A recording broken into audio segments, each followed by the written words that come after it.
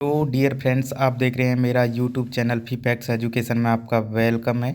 Dear friends, मैं आपके लिए एक सीरीज करा रहा था 10th क्लास की विज्ञान के पेपर की, जिसमें मैं आपको फिजिक्स के कुछ क्वेश्चंस की सीरीज़ थी, जिसमें हम फिजिक्स के क्वेश्चनों को दो पार्ट्स में डिवाइड करने वाले थे या पढ़ाने वाले थे। जिसमें से पहला पार्ट चल रहा था आपका ऑब्जेक्टिव टाइप जो क्वेश्चन होते हैं उनका। तो 3 सेट मैं पहले से ही करवा चुका हूँ। आज ये 4th सेट है।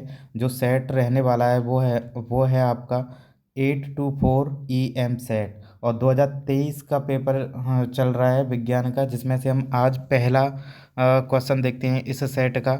वो क्या है? इस सेट का पहला क्वेश्चन देखते हैं। क्या है? एक प्रकाश की किरण किसी लेंस के भीतर स्थित किसी बिंदु से बिना किसी विचलन के गुजर जाती है, वह बिंदु लेंस का होगा। देखो, आप कोई भी लेंस ले लो, जैसे मैं उत्तल लेंस लेता हूँ, ये आपका उत्तल लेंस हो गया, ये इसकी मुख्य अक्ष हो गई। एक प्रकाश की किरण है, जैसे मान के चलो यहाँ पर कोई वस्तु रखी है, और ये लेंस के भीतर की बात की गई है, तो लेंस के भीतर ऐसा कौन सा बिंदु है जो बिना विचलन के सीधे चला जाता है? तो यहाँ से मान के चलो कोई प्रकाश की किरण गई और ऐसे सीधे चले जाती है, तो लेंस के भीतर मुख्य अक्ष को कौन से पॉइंट पर काट रही है? यहाँ पर काट रही है। तो ये बिंदु क्या कहलाता है? इसे हम बुकों में देखा होगा आपने, ओ से प्रदर्शित करते हैं। तो ये से हम दर्शाते हैं ओ से, और जिसे हम बोलते हैं प्रकाशीय केंद्र। तो इसका जो आंसर है वो क्या हो जाएगा? ऑप्शन नंबर सी इसका आंसर हो जाएगा, प्रकाशीय केंद्र। अब नेक्स्ट क्वेश्चन की तरफ चलते हैं। क्वेश्चन नंबर सेकंड की तरफ क्या कहना चाहता है आपसे? क्वेश्चन नंबर सेकंड देखते हैं क्या है। एक प्रकाश की किरण अवतल दर्पण के वक्रता केंद्र से होते हुए दर्पण के पृष्ठ पर आपतित होती है, परावर्तन कोण का मान क्या होगा? इसमें परावर्तन कोण का मान पूछा है। देखो, इस क्वेश्चन को करने के लिए हम एक अवतल दर्पण लेते हैं। मान के चलो ये आपका अवतल दर्पण हो गया, ठीक है ना? ये आपका अवतल दर्पण हो गया, ये इसकी मुख्य अक्ष हो गई।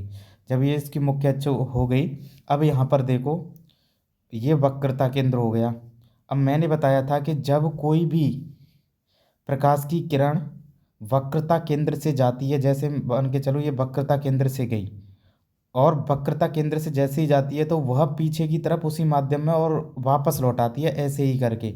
तो जो अभिलंब बनेगा, अभिलंब और आपतन कोण, अभिलंब और आपतित किरण दोनों के बीच के कोण को ही हम बोलते हैं क्या? परावर्तन कोण बोलते हैं। जहाँ से सॉरी, जो आपका अभिलंब होता है, अभिलंब और जहाँ से आपकी किरण परावर्तित होती है, तो अभिलंब और परावर्तित किरण के बीच के जो एंगल बनता है वही आपका कहलाता है परावर्तन कोण। यहाँ से देखो कोई गैप नहीं है, तो इसका मतलब है इन दोनों के बीच में जो एंगल बनेगा वो बनेगा आपका 0 डिग्री का। तो यहाँ ऑप्शन नंबर सी इसका आंसर हो जाएगा। ओके। आप जब इस चैप्टर को पढ़ते हो तो वहाँ पर आपके जो सर हैं वो बताते हैं कि एंगल कितने का बनता है। मैं पढ़ाता हूँ फिजिक्स, तो मैं तो बताता हूँ अपने बच्चों को। अब हम नेक्स्ट क्वेश्चन की तरफ चलते हैं। Question number 3। क्वेश्चन नंबर 3 आपसे क्या कहना चाहता है? क्वेश्चन नंबर 3 कहना चाहता है कि एक सामान्य आँख वाला व्यक्ति किसी वस्तु को सुस्पष्ट रूप से देख सकता है यदि वस्तु की दूरी आँख से कहाँ पर होनी चाहिए? जब आप चैप्टर पढ़ते हो आई वाला, तो वहाँ पर आपको पढ़ाया जाता है निकट बिंदु और दूर बिंदु।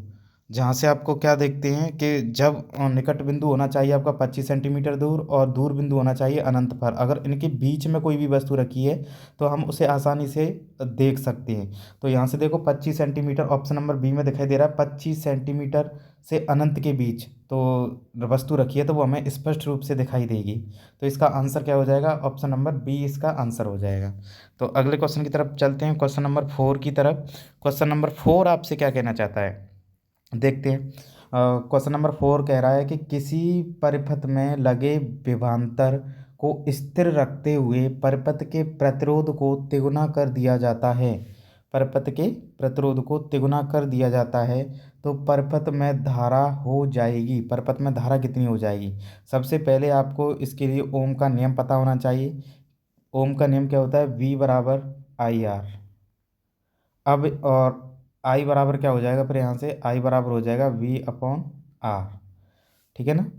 तो यहाँ पर आप देखो, किसी परपथ में लगे विभवांतर को स्थिर रखना है, विभवांतर को स्थिर रखना है, तो इस v का कोई इंपॉर्टेंस नहीं है इस जगह। स्थिर रखते हुए परपथ के प्रतिरोध को तिगुना कर रहे हैं। आर का मान कितना कर रहे हैं, तिगुना, 3r कर रहे हैं। तो कितने गुना हो जाएगा, तो 1/3 गुना हो जाएगा। जो धारा है आपकी, धारा कितनी गुना हो जाएगी, 1/3, क्योंकि I is direct proportional to 1/3 हो जाएगी, तो जिसे क्या बोलते हैं आप, 1/3 बोलते हैं। तो इसका जो आंसर हो जाएगा वो कितना हो जाएगा, ऑप्शन नंबर डी इसका आंसर होगा, 1/3। अब हम नेक्स्ट क्वेश्चन की ओर चलते हैं, क्वेश्चन नंबर 5 की तरफ। क्वेश्चन नंबर 5 बहुत अच्छा क्वेश्चन है और इम्पोर्टेंट भी है। तो क्वेश्चन नंबर 5 की तरफ चलते हैं।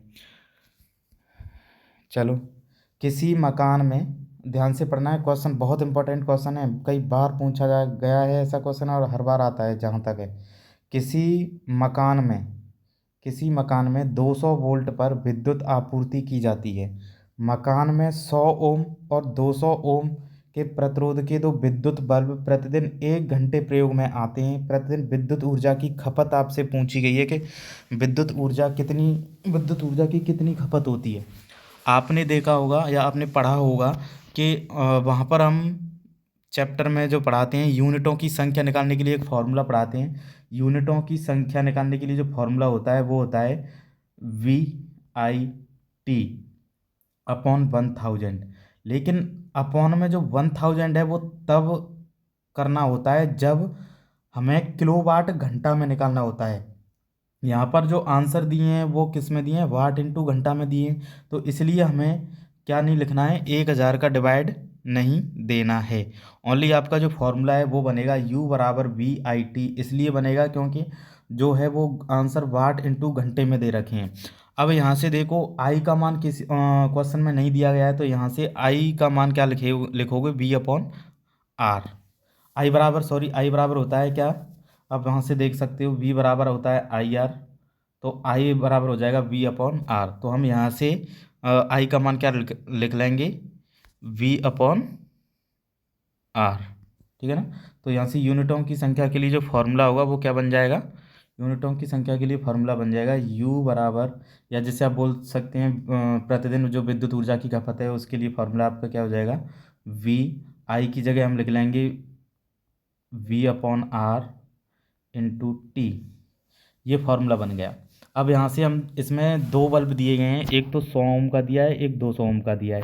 दोनों के लिए अलग अलग ऊर्जा निकाल लेंगे, विद्युत ऊर्जा, और दोनों को बाद में जोड़ देंगे। पहले निकालेंगे हम 100 ओम के लिए, तो 100 ओम के लिए निकालेंगे तो क्या हो जाएगी, V का मान कितना दिया है, 200। तो 200 गुणा 200 गुणा समय 1 घंटा अपॉन R का मान 100 दिया है। R का मान कितना दिया है, 100। एक कट जाएंगी, 2 जीरो से 2 जीरो, कितना बचा, 2 2 जा 4। तो 100 ओम के लिए क्या हो जाएगा, 400 आ जाएगा विद्युत ऊर्जा। अब हम निकालते हैं दूसरे के लिए। दूसरे के लिए क्या हो जाएगा, V कितना है, 200 गुणा 200 इंटू 1/, 200 ओम के लिए निकालेंगे, 1 200 से 1 200। अब कितना बचा आंसर इसका, 200। देखो 400 तो पहले 100 ओम के लिए था, और 200 जो आया है वो 200 ओम के लिए आया है। तो इसका आंसर कितना हो जाएगा, 400 और 200 600। तो इसका आंसर हो जाएगा 600। ऑप्शन नंबर बी इसका आंसर हो जाएगा, 600 वाट घंटा ऊर्जा की खपत होगी। अब नेक्स्ट क्वेश्चन की तरफ चलते हैं। नेक्स्ट क्वेश्चन क्या कह रहा है आपसे, नेक्स्ट क्वेश्चन कह रहा है कि किसी गोलीय दर्पण तथा किसी लेंस की फोकस दूरियां -25 सेंटीमीटर हैं, संभवतः दर्पण एवं लेंस है। आपको ये बताना है, यदि एक गोलीय दर्पण है और एक लेंस है जिनकी फोकस दूरियां कितनी है, -25 -25 सेंटीमीटर हैं, तो दर्पण कौन सा होगा, लेंस भी कौन सा होगा। आपने देखा होगा जब हम दर्पण पढ़ते हैं तो अवतल दर्पण की जो फोकस दूरी होती है वो क्या होती है, नेगेटिव होती है। और भी आप चिन्ह प्रपाटी के अकॉर्डिंग देख सकते हैं कि मूल बिंदु से जो लेफ्ट की तरफ की दूरियां होती हैं वो हमेशा कैसी होती हैं, नेगेटिव। तो फोकस दूरी यहाँ पर बनती है लेफ्ट हैंड की तरफ, तो कैसी हो जाएगी, माइनस की हो जाएगी। तो अवतल दर्पण की फोकस दूरी कैसी होती है, नेगेटिव। और लेंस की बात करें तो लेंस भी कौन सा होना चाहिए, अवतल लेंस की ही क्या होती है, फोकस दूरी नेगेटिव होती है। तो यहाँ से इसका आंसर क्या आ जाएगा, आंसर आ जाएगा डी। क्वेश्चन नंबर 6 का आंसर कितना हो जाएगा, डी, दोनों अवतल होंगे। अब नेक्स्ट क्वेश्चन की ओर चलते हैं, क्वेश्चन नंबर 7 की तरफ, जो लास्ट क्वेश्चन है। किसी विद्युत परिपथ में 2 ओम, 4 ओम, 6 ओम के 3 प्रतिरोध श्रेणी क्रम में जुड़े हैं। परिपथ में 2 एम्पियर की धारा प्रवाहित हो रही है। प्रत्येक प्रतिरोध के सिरों के बीच विभवांतर ज्ञात करना है आपको। देखो पहले आपको ढंग से क्वेश्चन को पढ़ना है, क्वेश्चन कहना क्या चाह रहा है और पूछ क्या रहा है। इसमें कहा है कि किसी विद्युत परिपथ में 2 ओम, 4 ओम और 6 ओम के 3 प्रतिरोध जो हैं वो किस में जोड़े गए हैं, श्रेणी क्रम में जोड़े हैं, मतलब ऐसे करेंगे, ऐसे करके जोड़े हैं। ये 2 ओम, ये 4 ओम, ये 6 ओम, ठीक है ना। अब परपथ में धारा, आपको पता होगा कि श्रेणी क्रम संयोजन में धारा कैसी होती है, समान होती है। तो 2 ओम वाले में भी धारा 2 एम्पियर, इसमें भी धारा 2 एम्पियर, इसमें भी धारा 2 एम्पियर। और प्रत्येक प्रतिरोध के सिरों के बीच विभवांतर निकालना है। आपको पता होगा V बराबर क्या होता है, IR होता है, ठीक है ना। तो I का धारा का प्रतिरोध से मल्टीप्लाई कर देना है। 2 का मल्टीप्लाई करोगे 2 से तो 4 हो जाएगा, 2 का 4 से करोगे तो 8 हो जाएगा, 6 का 2 से करोगे तो 12 हो जाएगा। तो इसका आंसर आ जाएगा 4, 8, 12। कौन सा ऐसा ऑप्शन है तो जिसका आंसर आ रहा है, ऑप्शन नंबर ए का आंसर आ रहा है 4, 8, 12। तो ऑप्शन नंबर ए करेक्ट है।